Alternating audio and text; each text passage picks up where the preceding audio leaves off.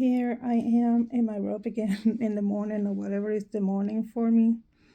Um, I don't want to forget the dream I had. I spent all night in pain in the back of my neck, really strong. I couldn't really sleep, but I used the time as I usually do, praying and listening to psalms and things like that that keep me aligned with God.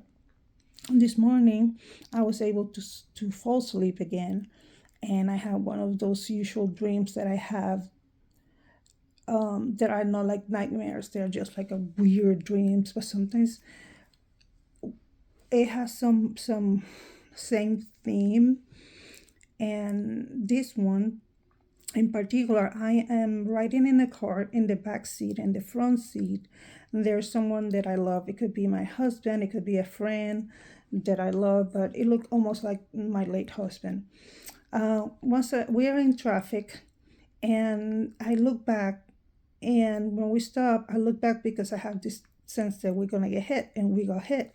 So I grab like a pillow and put it in front the face, like shielding the driver from the windshield cracking and splashing glass all over the place.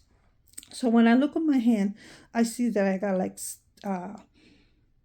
splinters of that glass, and I could have the sense that I have like a internal hurt, that I was hurt internally also. At this point, like dreams are, you jump out, like it jumps from one scene to the next one without kind of logic or something.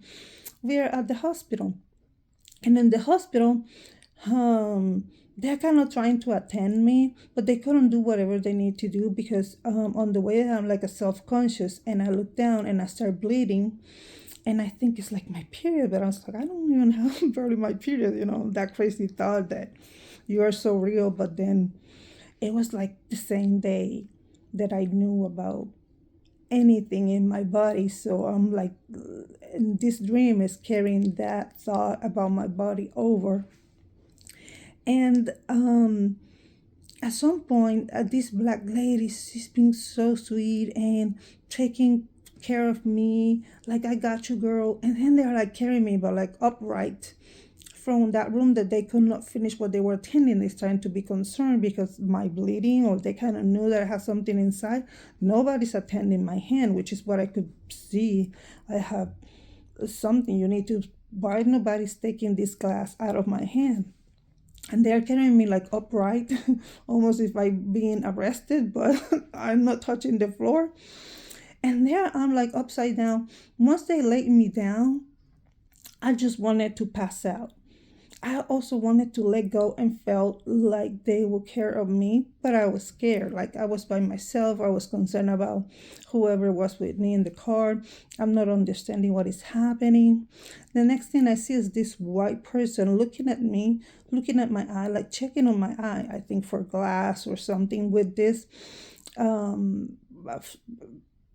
mechanical or technological device, and he's putting, and he's kind of very concerned about my eyes, and I kind of trust in him, but at the same time, why nobody's attending me on my internal bleeding? And but there also I can feel people attending me too and doing some things through the back of my body, and I'm thinking they're attending me and they're putting me all these kind of things. So it stand out that these people who are taking me there, making me feel comfortable, plus the black lady, plus like the nurse black lady, plus the doctor white person doctor, is turning me such a concern, and I am letting my worries to fall into them. Like it gives me some sense of calmness, but at the same time I have this, they are not attending me, and I just want to let go.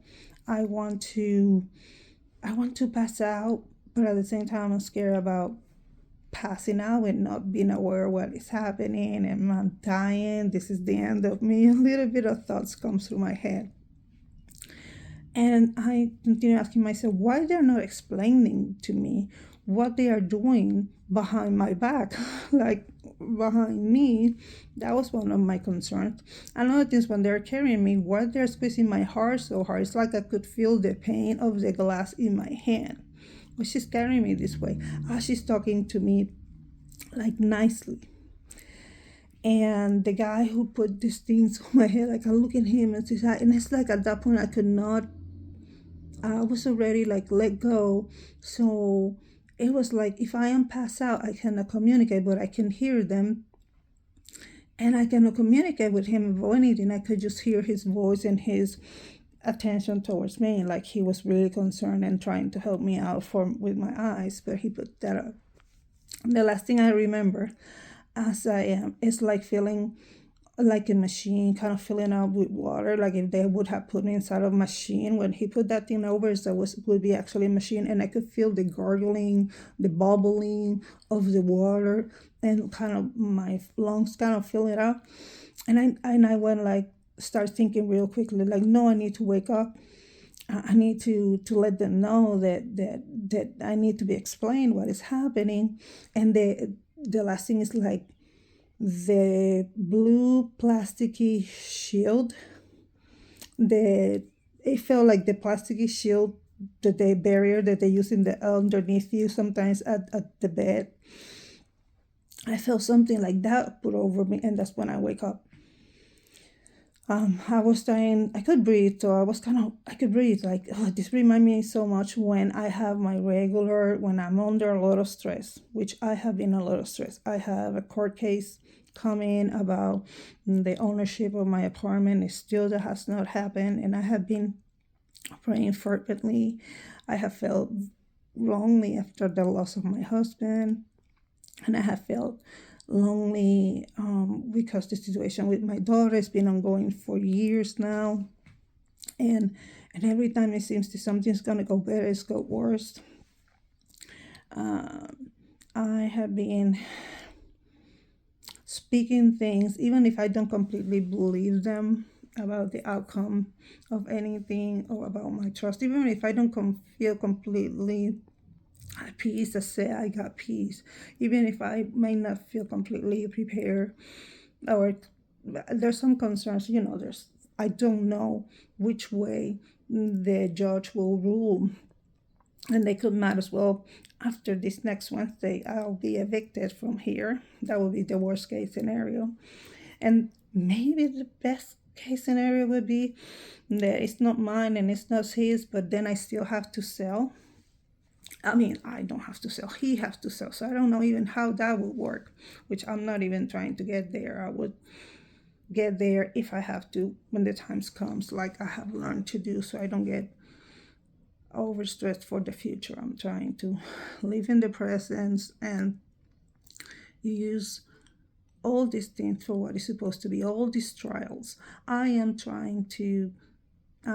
making a purpose to get closer to God. So I go through this trial and I become stronger, which I have kind of not even to, I don't even care to be stronger. Let me be weak. It's a lot what I used to say when I was younger. And it seems like the trials will never end. Like I never passed the test.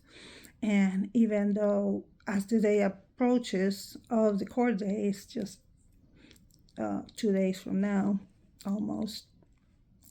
I have this tendency to at some point feel like I cannot do it no more, to get to the end of me.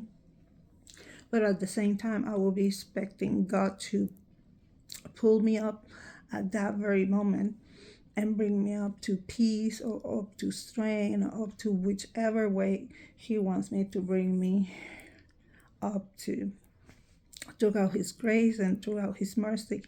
And these are the part that I have declare, although I have that declare and decreed. I am not so much to think or act or speak that way, but in my heart and in my statements, I do express how firm my faith is, even if it doesn't look so strong at some point, because the other part of me is that I am not the kind of person who thinks that with my faith, because I have so much faith, God, you have to do what I tell you.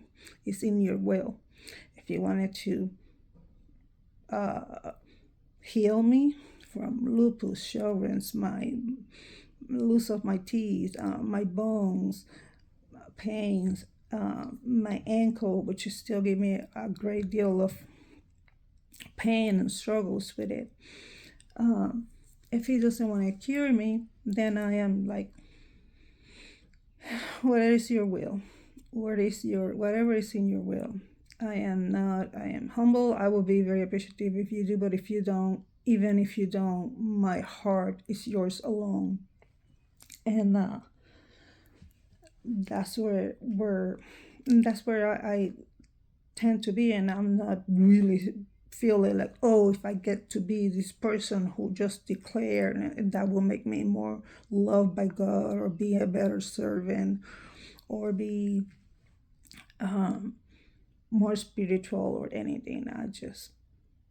I wanted to be strong, but I want to still not be so strong that I not to be humble. I want to have faith, but not to the point that I think that I am declaring over God's will. Like whatever is God's will, and I know, and then I have the strength to make those statements, but I'm not to bend God's hands and say, I have all this faith and you have to work it out. Somebody's looking at me, oh, look what is happening to her. She have this faith or she doesn't have enough faith. That's between them and God. Between me and God, I want him to know that no matter what he does, that I will love him. And no matter what happened to me, I will continue reading the Bible. That's becoming better. It was a struggle. I have been able to fast like often. That makes me feel like closer to God. And those are the struggles that I have had throughout my journey. And now it's getting a little bit stronger, more often, more common, more like my regular life with Jesus. And a couple of other YouTube content have been in. There's this young lady, Gabby, and there's a lot of hope for me. Like, but her content have edified me. But also later on, it brought me a little concern as I watch more of her content, because she reminds me a little bit of the young version of Todd White. When so early they immerse themselves into the Bible readings and study, and pretty soon they're led to share what they know. But soon after, some way, little but surely, I remember like they get corrupted. So I remember having that ill feeling in my heart with Todd White, because I haven't seen his content completely. But when I start seeing, and I am feeling a little bit like, man, he's like so young in the faith, and he is sharing all these things, and I've been for years, and I cannot say that I have that faith and that boldness to share with others in the way that they are doing. But I also cautious about even those type of feelings and those type of thoughts, because I remember my parents saying often people get converted, people get to do that step of faith, and then pretty soon they are run ahead, and even the pastors and the churches wanted to put them in places of leadership, or in places of teaching, or in places of. So in this case, one more time, this girl is showing, but I already have heard certain things, like she said, for example, be careful what you share with others, don't share everything with others, which it has some truth to it. I mean, it's true. I want to say it's true, like an absolute truth. But just that means then when you have a testimony, you have to be careful what you share as of what God have done for you. And if he have really provided you in this mighty way for a financial need, that you're gonna not share to the point of not sharing. I'm not telling exactly what it is because you are fearful that some people will hear that and will come after you. Let me tell you what. When devil raises someone to come after you, it does not matter what they heard from you or not. They will find a way to do it. On the other hand, when you're really straightforward and you're not making things up and God has really provided for you, you can rest assured. You can share without a fear what others would do. You can rest assured if you feel like that, that is not boasting about what you have now that God has provided. Then you're humbly saying, I have this need and God covered and covered this way. The other, let me finish that thought, that God has covered that way. When you go to some details, it could really straight talk to a particular problem, because sometimes when we need spiritually, what we encounter is so much general statements that it doesn't talk to you, your particular problem or anything. It's just like, oh, one more bumper sticker kind of statement that is very in the surface and not deep, deep, deep to the core of your situation. And the other thing is like, I heard it, but this is not necessarily from her. I hear people saying, if you don't have nothing to say, don't say anything. That brings to the other side. When you know about someone doing something wrong that could affect others that are around that person, my question, because I have brought this to try to bring this to spiritual people and they just don't have, they probably have the same alignment, so I might be wrong, but it's like, it sounded like you know somebody doing something wrong, and after bringing it to that person, you don't trying to them to change and to see and to pray about it and to walk away from those bad actions, that you're not supposed to warn anybody else. I have been around people that they have been something questionable, and now they're after me, and others have watched how that person would try to take over me with their scams or their ways. If they warn me, would be after I ask them, and the warning would be just be careful. They have had more information than just be careful, but they will not share that before I ask or even after I have asked. Thankfully, yes, if God's gonna protect me, then I haven't needed from these people, but I remember I have asked, and who asks finds it. Later on, I found. But why would a Christian person don't want their fellow people around something that other people are doing? And I know you could say something, and then that you said could be twisted forward, and that's what a lot of people refrain from saying anything. So I can understand that part, even though when I still, since I don't have bad intentions, and God forgive me if I ever do, stop me from having bad intentions, I don't feel like anybody does. And then, yes, I have learned and I have been hit and I have been trying not to change as of to helping people or to believe in people first and not be judgmental and all that, especially if I don't know. But the point is, if you know the truth about someone or something, when is the right time to share?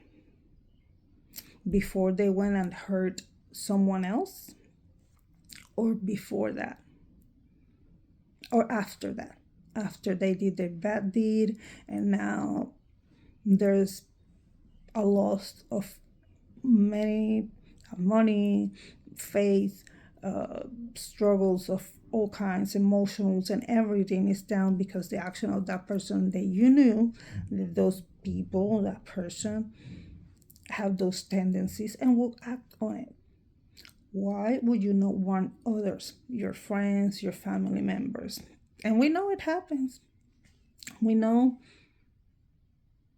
looking back, I was warned about what is happening now to me that I had to go to court. I was warned by a few people, and was so much trusted. Now, those people did not know the person. That makes it a little bit complicated when you know the person and you know the other people and they know each other, because you don't want to be the person who takes and brings and takes info all crazy or without prayers. But when you are in a group of people and you have a fallout with someone, you have a situation with someone, and you know it's a character flaw from this person, and this person is doing to the others, at what point you're both with the truth and say, this person is doing these things and be careful. But not just like be careful and throw like a warning, oh, be careful. That to me sound more like I'm making something up. But if I bring the whole statement how it happened, then if it happens, the person have more, whoever I'm trying to warn will have more ability to recognize be careful, what they need to be careful about. It's like, imagine there's an electrical fence and it says warning. It doesn't say warning no touch, it doesn't say warning electrical fence, nothing. It just says warning. Warning ahead. No more info. Watch out. Watch out for what? So, and those are the questions. And one more time, I kind of run away from the topic of my dream, but these are the things that I have been encountering, I would say, during this weekend. And I wanted it to bring it up, so it doesn't go away into the memory land and never comes back out of that box where something that happens, but now I forgot details. These details about the dreams where I'm trusting and I'm trying to let go, but then out of the time it feels like they're back. The same people who were helping me are the same people who disappear, and then there's strangers in the room, not doing what it will save my life or what it would take me out of my situation, would not explain to me. They just would take actions, and those actions at some point chokes me. That metaphor from that dream, as many of the other dreams, one the thing covers, I wake up. Once the wave of water comes over me and I can see I'm still awake, I still can breathe, even if I'm if I cannot breathe, it's because I'm scared. But I'm breathing. And then I wake up and I can think back, was that a warning? What I can take from that dream was a little bit, is that dream meant something, or the dream was only a dream? Convoluted things, because dreams are that way. I still don't know. I don't know the answer. I suppose pretty soon might get some clarity about it, and eventually I will bring that other part of the testimony. Like, my incomplete testimony will be a whole one, a full one. I don't want to say a whole circle, because Oprah kind of took over that that full circle.